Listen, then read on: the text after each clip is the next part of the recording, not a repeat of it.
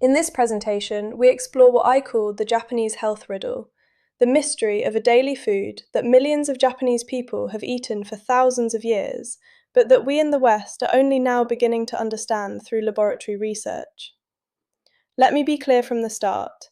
This will not be an abstract lecture. This will be practical. By the time you finish watching, I want you to know exactly what to look for in a health food store tomorrow, and why you might want to make one small change in your kitchen this weekend. We will travel from natto, fermented soybeans with a strong flavour and unique clinical properties, to vitamin K2, a vitamin so overlooked that very few people are talking about it today. We will look at the seaweed species that Japanese people eat every day, and we will finish by discussing how you can apply this in your own life, even in a cold climate. If you have questions, please leave them in the comments below. Before we look at individual foods, we have to ask a basic question. Why Japan? Why not France, or Italy, or Iceland itself? The answer lies in the statistics, and when I first saw these numbers, I had to read them again and again. Japanese women live to an average age of 90.5 years. Japanese men, 84.7. This is the highest lifespan in the world, year after year. For comparison, the average American woman lives to around 79, the average Icelandic woman to 84. The difference is not just a few years, it is a healthy decade. But this is not only about longevity. What is striking about Japan, and especially Okinawa, is the health span, the portion of life during which people remain active, independent, and well. Cardiovascular disease is around 20% lower than in the West. Dementia is only a quarter to a third of what we see here. Breast and prostate cancer are approximately 1/5 of American rates. On Okinawa, there are 35 centenarians per 100,000 people, 6 times the global average. And these are not people sitting in care homes. They cultivate gardens, walk up hills, retain full memory, and many remain active well into their 90s. Is this genetics? Research shows genes explain only around 20 to 25% of the difference. The rest is behavior, food, movement, community, and purpose. And food is the one factor we can change starting tomorrow. The core point is this. The Japanese are not simply living longer. They are living better for longer.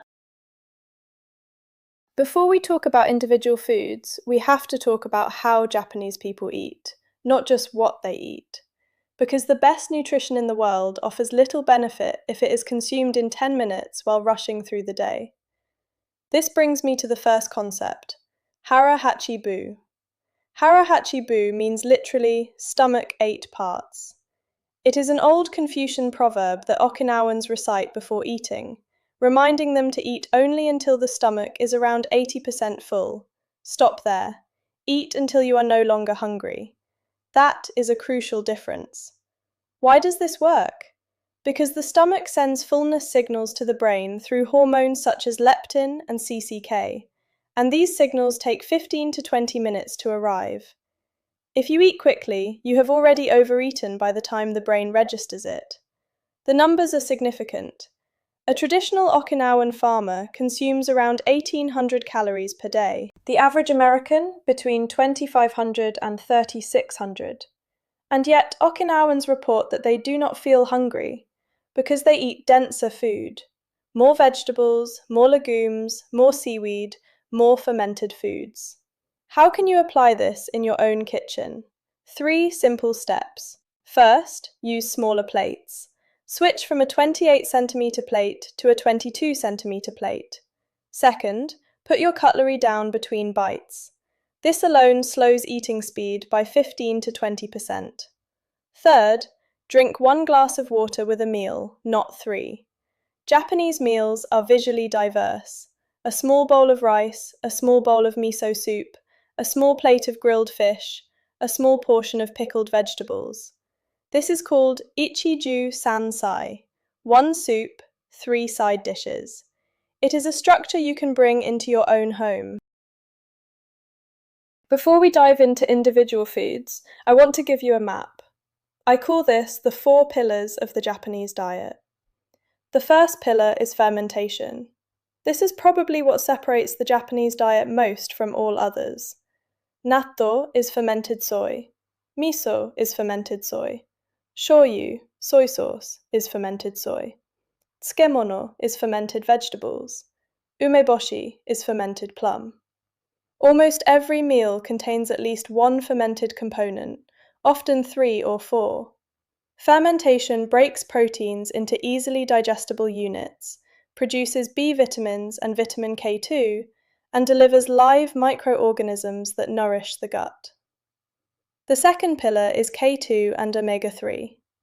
Natto is the richest known source of MK7, the form of vitamin K2 with the strongest effects on bone and cardiovascular tissue.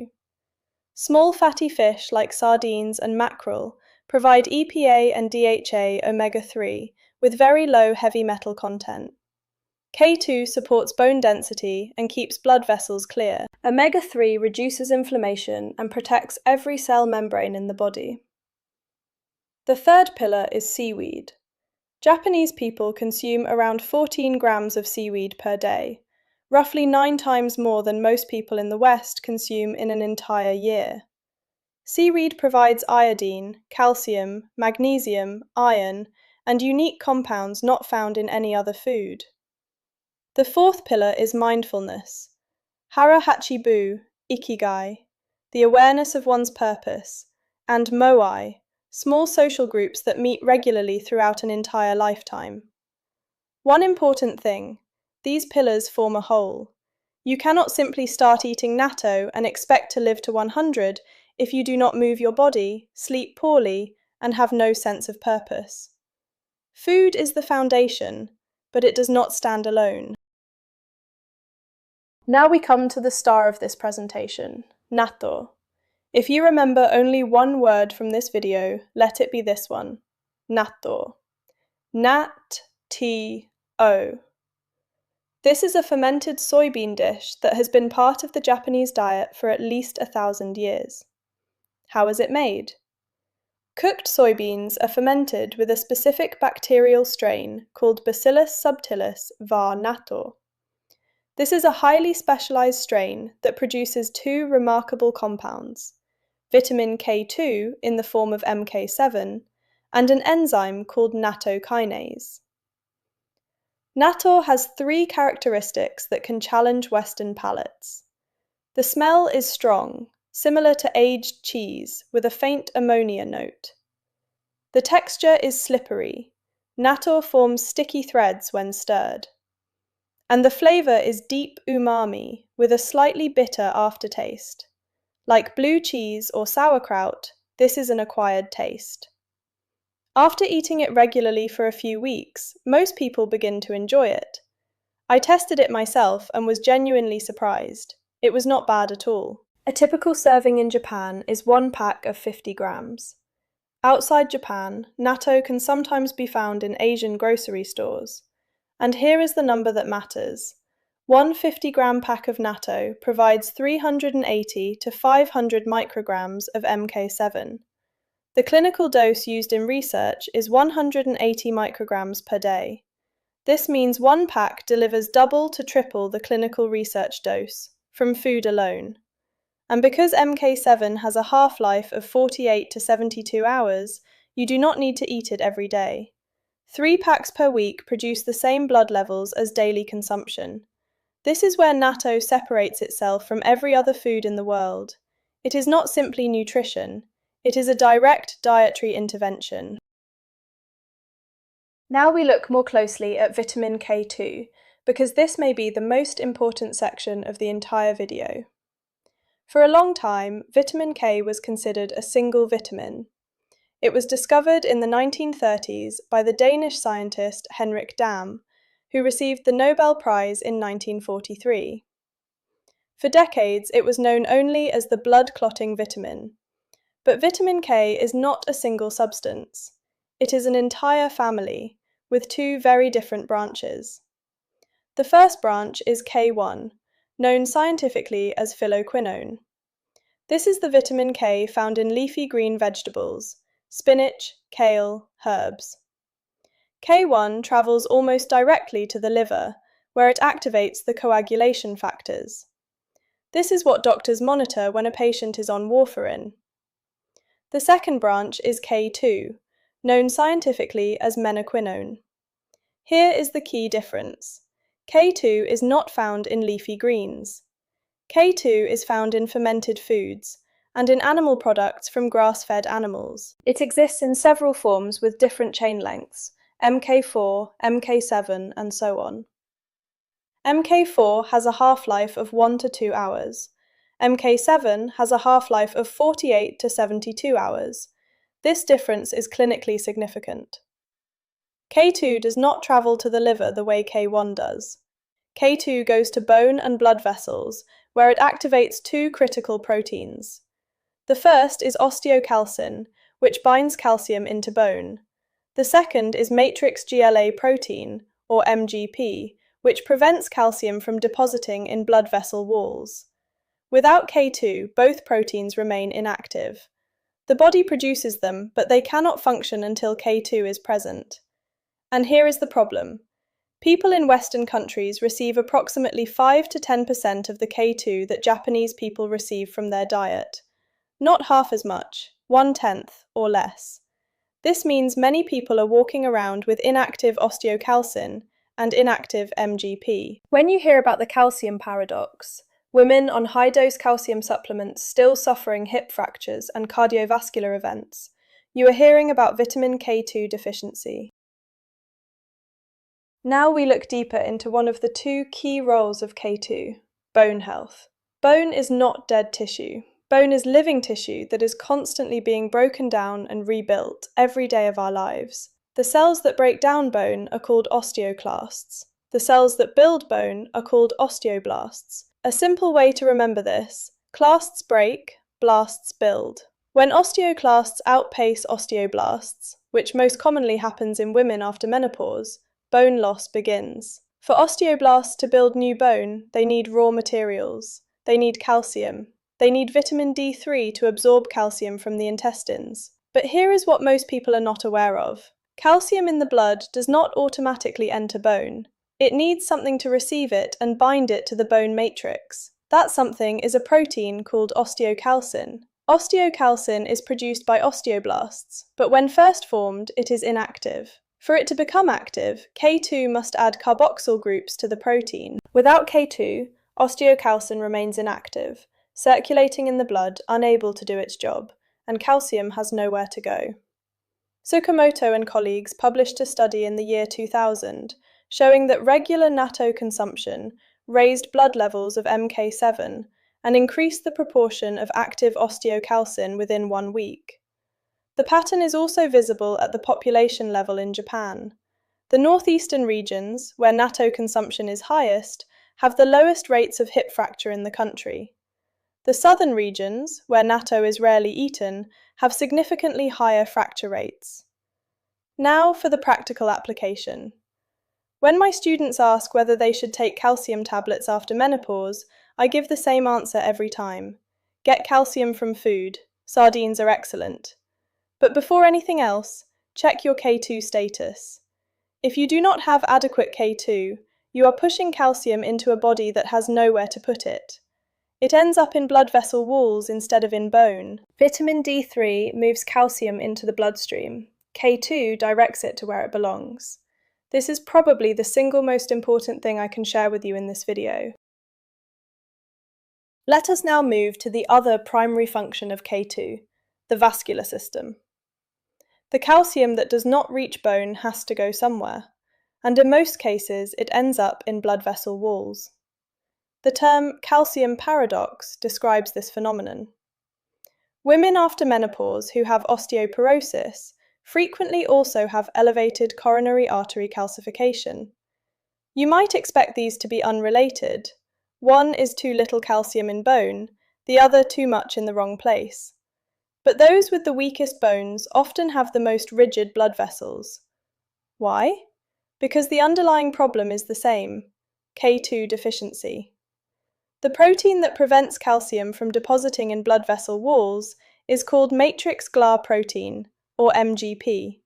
It requires, exactly like osteocalcin, carboxyl groups from K2 in order to function. Without K2, MGP remains inactive, and calcium accumulates in the elastin and collagen of blood vessel walls. Over 10, 20, 30 years, blood vessels become progressively narrower and stiffer. This is atherosclerosis, one of the primary causes of heart attack and stroke. The Rotterdam study followed 4,800 people over 7 to 10 years. Those who consumed the most K2 had a 50% lower rate of serious atherosclerosis compared to those who consumed the least. 50%. That is a greater effect than most blood pressure medications or statins have shown in comparable studies. And this was from ordinary food alone. Knappen and colleagues confirmed this with a randomized trial in 2015. They gave 244 postmenopausal women either MK7 or a placebo for 3 full years. The MK7 group had softer, more flexible blood vessels. The placebo group showed the expected age-related stiffening. For anyone with concerns about cardiovascular health, K2 is not optional, it is necessary. Natto is the most concentrated source. Aged cheeses from grass-fed cows, Gouda, Brie, Edam, are also excellent. Egg yolk and liver from pasture-raised animals contribute as well. Natto does not contain only K2. There is another compound with its own story, and it is called natto kinase. Natto kinase was discovered in 1987 by a Japanese researcher named Dr. Hiroyuki Sumi. Sumi was working in a laboratory investigating blood clots when he noticed that someone had left a small portion of natto on a petri dish containing a blood clot. When he returned, the clot had dissolved. He went on to spend the next 30 years studying that single molecule. What he found is a specialized serine protease, an enzyme produced by Bacillus subtilis during fermentation. What makes natto kinase clinically interesting is that it can break down fibrin, the protein that forms blood clots, directly, without going through the plasminogen pathway the body normally uses. Clinical doses used in research range from 2,000 to 4,000 FU per day. FU stands for fibrinolytic units. A large clinical study published in 2022 by Chen and colleagues followed over 1,000 people with atherosclerosis for 12 months and found significant reductions in disease progression. Studies generally report reductions of 3 to 5 millimeters of mercury in systolic blood pressure and 2 to 3 in diastolic. This is not comparable to pharmaceutical treatment in magnitude, but it occurs without side effects. For people with mild to moderate hypertension, it may be enough to keep them out of drug treatment. One particularly interesting finding is that the effect appears quickly. After a single intake, D-dimer is detectable in the blood within 4 to 6 hours, confirming the enzyme survives digestion and reaches the bloodstream in active form. However, and this is important, natto kinase has contraindications that must be taken seriously. Anyone taking blood thinners such as warfarin, apixaban, or aspirin should not use natto kinase without consulting a physician. Anyone scheduled for surgery within 2 weeks should stop immediately. Anyone with a bleeding disorder or uncontrolled high blood pressure should approach with caution. This is an active enzyme, not a passive food ingredient. For most healthy people, moderate natto consumption of around 3 packs per week is a safe way to obtain this benefit without significant risk. Natto is not the only fermented dish in the Japanese kitchen. It is one part of a much broader fermentation ecosystem founded on miso, shoyu, and koji. Everything begins with the same fungus, Aspergillus oryzae. This is known as the koji fungus, and it has been so central to Japanese food culture that it has been formally designated the national fungus of Japan. Rice or soybeans are steamed, then dusted with Aspergillus spores. Within 24 to 48 hours, the fungus spreads across the surface, forming koji, a whitish, fragrant material dense with enzymes.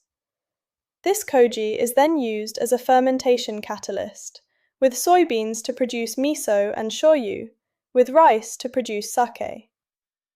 Aspergillus produces a powerful enzyme complex, amylase, protease, lipase, that breaks down starch, protein, and fat. The proteins in soy are broken down into free amino acids, particularly glutamate, which is the source of umami. The result is so layered that in Japan it is said miso deepens with age, in the way good wine does. There are several distinct types of miso. Shira miso, white miso, is fermented for 6 months, mild and slightly sweet. Aka miso, red miso, is fermented for 1 to 3 years, deeper and saltier. Hacha miso is pure soybean miso, fermented for 3 years, and is both gluten-free and grain-free. Miso contains isoflavones with a structural similarity to estrogen, melanoidins with antioxidant activity, and delivers live lactic acid bacteria to the digestive system. One practical point: do not boil miso. When making miso soup, bring your dashi base to temperature, take it off the heat, then whisk in the paste. Above 70 degrees Celsius, the bacteria and enzymes are destroyed. For those concerned about sodium, yes, miso is salty. But studies do not show that regular miso soup raises blood pressure in Japanese populations, probably because it is consumed as part of a complete meal rich in potassium from vegetables and seaweed. Individual ingredients must always be understood in the context of the whole diet. The next category the Japanese kitchen excels in is tsukemono, fermented vegetables, and their most celebrated example, umeboshi. Tsukemono is an entire family of fermented vegetable preparations. Takuan is a yellowish, long-fermented daikon radish. Nukazuke is vegetables fermented in rice bran. Shibazuke is a purple-hued ferment with perilla leaves. Kazuzuke is fermented in the sake leaves remaining after sake has been filtered, an example of using every part of a process. All of these are produced using lactic acid bacteria, most commonly Lactobacillus strains. The result is a vegetable with tender texture, sour and umami-rich flavour, and millions of live lactic acid bacteria per gram. If someone asks me to name my preferred probiotic source, my answer is always fermented vegetables. Probiotic tablets must survive stomach acid and bile and arrive in the intestines in active form. Tsukemono travels through the stomach alongside a meal, when stomach acid is occupied with digesting other food, and the bacteria arrive supported by prebiotic compounds already in the vegetables. Now to umeboshi. Umeboshi is commonly called fermented plum, though the ume fruit is botanically closer to the apricot. The fruit is salted and weighted for 3 weeks, dried in the sun, and finally placed in a barrel with red perilla leaves to ferment for up to 18 months. The result is a firm, intensely sour fruit. Umeboshi is rich in citric acid, malic acid, and succinic acid. These organic acids stimulate saliva production and gastric acid secretion, what herbalists call bitter stimulation. This is why Japanese people traditionally place umeboshi at the center of a bento box, or on top of a rice bowl. It is a functional approach to digestive support. For those in northern climates, sauerkraut, fermented red cabbage, and fermented cucumbers belong to exactly the same category. Regular consumption of fermented vegetables with meals is a simple, accessible way to apply this principle, without importing anything exotic. Now we come to the most clinically fascinating story I have encountered in years of teaching herbal medicine, a story that connects fermentation, seaweed, and the human microbiome in a way that genuinely changes how we think about food and human biology. In 2010, an article appeared in the journal Nature, one of the most respected scientific publications in the world. The lead author was Jan-Hendrik Hegeman, working with a French research team. They were investigating marine bacteria capable of breaking down seaweed. They identified a new class of enzyme called porphyrinase, an enzyme that breaks down porphyrin, a sugar found exclusively in red seaweed, particularly in species of the genus Porphyra. You may know Porphyra by its common name, nori, the seaweed used to wrap sushi. What the team did next had never been done before. They searched for porphyrinase genes in the intestinal flora of human subjects. They examined 13 biopsies from Japanese individuals and 18 from North Americans. The result? The majority of Japanese subjects carried this gene. Not one of the 18 North Americans did. How did a marine bacterial gene end up in Japanese intestines? The bacterium carrying it is called Phocaeocola plebeius. It had acquired the gene from a marine bacterium that lives on seaweed in the ocean, likely over many centuries, as Japanese people ate nori that had not been toasted. The marine bacteria entered the intestines along with the raw seaweed and transferred their genes to intestinal bacteria already present, a process called horizontal gene transfer. The practical implication is significant. Japanese people can extract energy and nutrition from nori that most of the rest of us simply cannot. They have literally borrowed genes from the sea in order to digest seaweed properly. A further study in 2025 introduced Phocaeocola plebeius into mice with chemically induced colon cancer. The mice that had both the bacterium and seaweed in their diet showed significantly reduced inflammation, fewer tumours, and slower tumour development. Emerging research suggests this bacterium can gradually be cultivated through regular seaweed consumption. This is a documented example of coevolution between humans and the ocean, mediated through food. Let us move from intestinal flora to the sea. Seafood is central to the Japanese diet, and there are 3 principles that define their approach. The first principle is consistent fish consumption. Japanese people eat approximately 60 grams of fish per day. For comparison, Icelanders consume around 240 grams per day, and Americans around 20. Japan remains among the nations with the highest per capita fish consumption in the world. The second principle is small fish first. Saba, mackerel. Iwashi, sardine. Sanma, Pacific sori. These small fish occupy the lower part of the food chain. They eat algae and zooplankton, not other fish.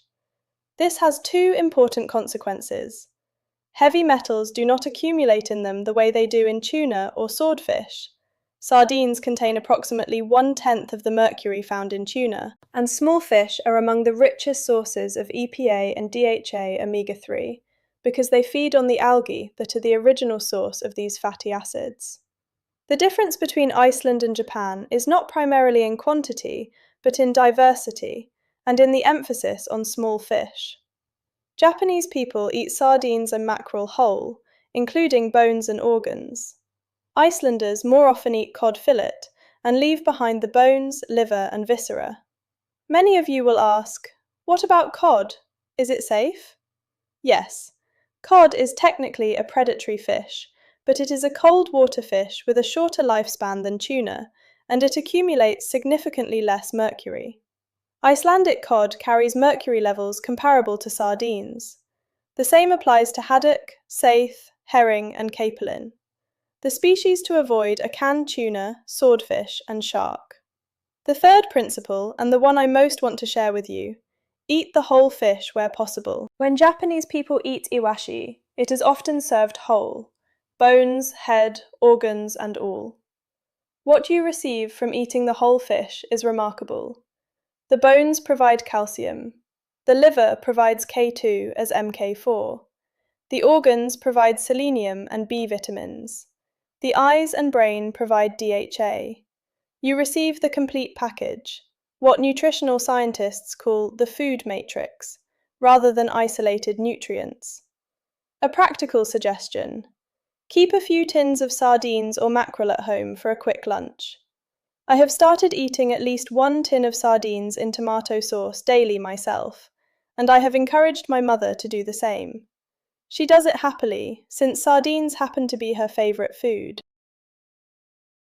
Now we come to one of my favourite topics in all of natural medicine, seaweed. This is the area of Japanese practice that I believe we in northern coastal regions can most readily adopt, because we are literally surrounded by clean northern seas. There are 4 species I want to cover today. The first is nori, a red seaweed from the genus Pyropia. This is the nori sheet wrapped around sushi rolls, sold as a snack or crumbled over rice bowls. Nori is rich in B vitamins, including active B12, which is rare in plant-based foods, and contains protein, iodine, magnesium, selenium, and bioavailable calcium. 1 sheet per day is a simple way to meaningfully improve your nutrient intake. The second is kombu, a large brown alga that forms the base of dashi. Kombu has an exceptionally high iodine content. 1 gram of dried kombu can provide over 2,000 micrograms, nearly double the upper tolerance limit. This is why kombu is used as a dashi base, simmered in water and removed before serving. Used this way, it contributes a modest amount of iodine and glutamic acid for umami. The third is wakame, the green seaweed in miso soup. Wakame has a moderate iodine content and can be eaten daily. It contains fucoxanthin, a carotenoid studied for its effects on fat accumulation. Some animal studies suggest it may increase brown adipose tissue activity. This is under active investigation. The fourth is hijiki, a black seaweed with very high calcium and iron. However, a significant warning applies. Hijiki can contain substantial inorganic arsenic. Health authorities in the UK, US, and Canada recommend against regular consumption, and I share that recommendation. If you eat hijiki at all, keep it to once a month at most. Daily seaweed consumption in Japan is approximately 4 to 7 grams per day. For those of us who have not grown up with this habit, start small. 1 nori sheet as a snack, a small amount of wakame in soup, dashi as a base for stews. Excellent seaweed is also produced locally in many northern regions, including dulse and Alaria esculenta, with nutritional profiles comparable to kombu and wakame. Now we come to the part of this presentation I am perhaps most excited to share with you. The question it raises is this: do we really need to import natto from Japan? Is there nothing in northern countries that could give us this same MK7 activity? The short answer is, not yet, but that may slowly be changing. The key point most people miss is this: it is not the soybean that produces MK7, it is the bacterium. Bacillus subtilis var. Natto produces MK7 as part of its own energy metabolism. If you give it a protein-rich and fat-rich substrate in the right proportions, it produces MK7, regardless of whether the base is a Japanese soybean or something else. My academic hypothesis is this: well-strained Icelandic skyr blended with cream. The bacterium requires approximately 12 to 18% protein and 8 to 15% fat. Plain skyr contains around 12% protein. If you strain the whey overnight, dense skyr can reach over 20% protein. Add Icelandic cream and the fat content reaches approximately 14%. That is precisely what the bacterium requires. All Icelandic ingredients, all available in any supermarket. Consider the cultural composition: skyr, one of Iceland's most distinctive traditional foods, combined with a Japanese bacterium that has been producing K2 in Asia for 2,000 years. As far as I am aware, this has never been tested. My theoretical estimate is 200 to 600 micrograms of MK7 per 100 grams, perhaps 30 to 60% of what soybeans yield. That would still be clinically significant, but this is a hypothesis, not confirmed data. How would one begin? You need a Bacillus subtilis var. Natto starter culture, which can be ordered from suppliers such as Nattomoto in Japan. Strain the skyr for 12 to 24 hours, blend with cream, heat to 60 degrees Celsius for 20 minutes to neutralize the native skyr cultures. Cool to 40 degrees. Add the starter. Ferment in an instant pot on the yogurt setting for 24 hours. mature in the refrigerator for 2 days. No one has confirmed by HPLC measurement what this process actually produces. Mattis, the Icelandic Food and Biotech Research Institute, has the equipment to run this analysis. If anyone watching wants to take this project forward, we would together be laying the foundation for something no other Nordic country has done. Until then, buy Natto from an Asian grocery store, or take MK7 supplements. That works today. What we have just discussed is what could work tomorrow. This may be the most clinically useful overview in the entire presentation. When we talk about K2 in everyday conversation, we often say vitamin K2, as though it were a single substance. It is not. K2 is a family of related molecules all called menaquinones, Mk followed by a number. Mk4, Mk7, Mk8, Mk9, and beyond. Each form has a different chain length, and that chain length largely determines how the molecule behaves in the body. The short chain form, Mk4, is what you obtain from animal products.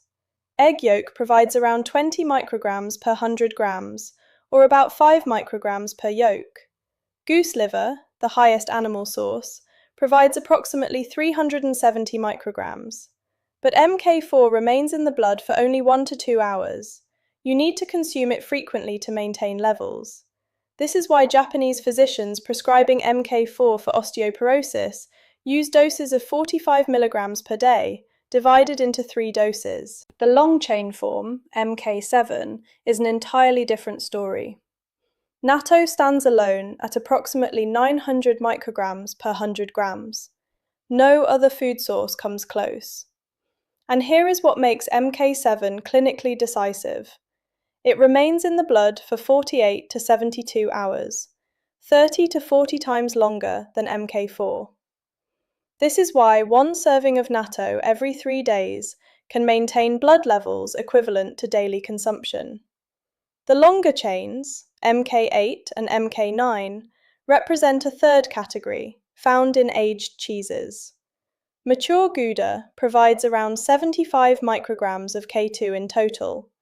Jarlsberg deserves particular mention. It is a Norwegian cheese available in most supermarkets, and it contains a specific form called Mk9-4H, shown in Norwegian research to have particularly strong effects on bone health. Here is the clinical conclusion. The body benefits from all 3 forms. This is not a competition between Mk4, Mk7, and Mk9. 3 forms, 3 roles, 1 integrated system. The practical suggestion is straightforward. Natto 2 to 3 times per week delivers a clinical Mk7 dose. An egg yolk in the morning contributes Mk4. A portion of aged cheese, Jarlsberg or Gouda, with a meal provides Mk9. K2 is not a single vitamin, it is a whole family, and the best outcomes come from meeting as many of its members as possible. Before we close, it is my responsibility as a medical herbalist to address safety. Everything I have discussed today applies to healthy individuals with normal digestion, normal kidney function, normal blood clotting, and no medications that interact with these foods. That describes most people, but not all. First, iodine. The upper tolerance limit for adults is 600 micrograms per day according to European standards. 1 gram of dried kombu can provide over 2,000 micrograms on its own. Hijiki carries the same risk. Wakame and nori are milder and safe for daily consumption. If you have Hashimoto's or Graves' disease, please consult a thyroid specialist before significantly increasing your seaweed intake. Second, sodium. Miso, shoyu, and umeboshi are all high in salt. For individuals with uncontrolled high blood pressure, heart failure, or kidney disease, total sodium intake requires careful monitoring. Third, K2 and warfarin. Warfarin works by blocking vitamin K. That is the mechanism of the drug. If you are on warfarin, do not change your natto or leafy vegetable intake without consulting your prescribing physician. If your doctor agrees, The warfarin dose can be adjusted to accommodate consistent K intake. Fourth, natto kinase. Clear contraindications. Blood thinners of any kind, warfarin, apixaban, rivaroxaban, or therapeutic dose aspirin. Planned surgery within 2 weeks, in which case natto kinase should be stopped 7 to 14 days beforehand. Recent cerebral bleeding, an actively bleeding gastric ulcer, bleeding disorders. Menstruating women can use natto kinase, but some report heavier flow. Fifth, soy allergy. Natto, miso, and shoyu are all soy-based. Tamari is a soy sauce produced without wheat, suitable for gluten-intolerant individuals. The general principle applies to any new food. If you have a history of allergic tendencies, introduce each ingredient slowly. Start with a small amount. Wait a few days. Observe how your body responds. Sixth, pregnancy and breastfeeding. The Japanese diet is generally considered safe during pregnancy. Japanese women eat this way throughout pregnancy without issue. However, natto kinase as a concentrated supplement has not been studied in pregnancy, and caution is advised. Hijiki should be avoided due to its arsenic content. Other seaweed and fermented foods are generally considered safe. This safety section is necessary, but the important conclusion is that for most healthy people, everything in this video can be used without concern. We have reached the end. I do not want to simply stop without giving you something concrete to take away. Here are 5 things you can start tomorrow. First, one 50-gram pack of natto twice a week gives you a clinically significant dose of MK7. 2 meals per week. Not 7, not 4, 2. MK7 has a long enough half-life that blood levels stabilize at this frequency. You can find natto in Asian grocery stores. Stir it with rice, chopped chives, and a small amount of soy sauce. The taste is milder than the smell suggests. Or, if you are feeling adventurous, try the skyr-based Icelandic equivalent we discussed. Second, K2 and D3 work together. If you are taking a D3 supplement, which most people in northern climates should be doing through winter, then K2 should accompany it. Taking high-dose D3 without K2 can contribute to calcium accumulation in blood vessel walls. Look for a supplement with both.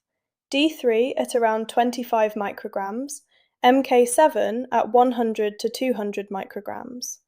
Alternatively, sardines on toasted bread for breakfast deliver both nutrients from food. Third, miso soup with wakame in the morning is one of the simplest health habits you can build. Bring water with a small piece of kombu to a gentle simmer. Remove from heat. Whisk in 1 tablespoon of miso. Add rehydrated wakame and perhaps some tofu. That is your morning bowl. It provides iodine, magnesium, calcium, live probiotics, and genuine warmth. Fourth, seaweed twice a week, 8 to 10 grams per serving.